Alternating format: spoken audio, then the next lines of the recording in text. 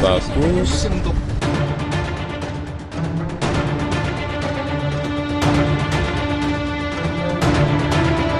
Presiden ke-6 sekaligus Ketua Majelis Tinggi Demokrat Susilo Bambang Yudhoyono lewat akun Twitter menceritakan mimpinya naik kereta api bersama Presiden Jokowi dan Presiden ke-5 RI Megawati Soekarno Putri.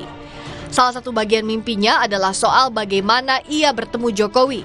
SBY bilang, saya bermimpi di suatu hari Pak Jokowi datang ke rumah saya di Cikeas untuk kemudian bersama-sama menjemput Ibu Megawati di kediamannya. Selanjutnya kami bertiga menuju stasiun Gambir. Di stasiun Gambir sudah menunggu Presiden Indonesia ke-8 dan beliau telah membelikan karcis kereta api Gajayana ke arah Jawa Tengah dan Jawa Timur.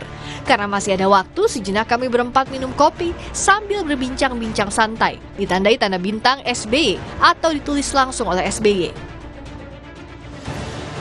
Presiden Joko Widodo menanggapi cuitan SBY. Jokowi bilang mimpi SBY jadi mimpi kita semua.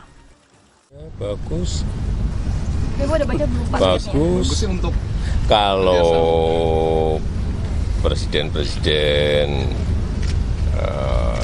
mantan presiden itu bekerja sama, bersama-sama membangun negara ini,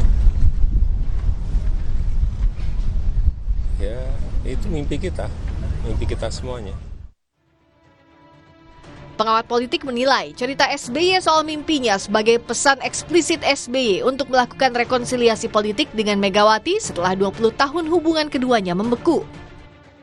itu adalah pesan yang saya kira cukup eksplisit, di mana SBY itu sebenarnya sangat tertarik untuk melakukan rekonsiliasi politik dengan Megawati Soekarno Putri. Karena publik tahu bahwa selama hampir 20 tahun lamanya, hubungan antara Megawati dan SBY ini kan relatif membeku. Ya. Oleh karena itu, ketika SBY itu mentweet mimpi politiknya soal rekonsiliasi itu kemudian mendapatkan respon yang cukup positif dari rakyat.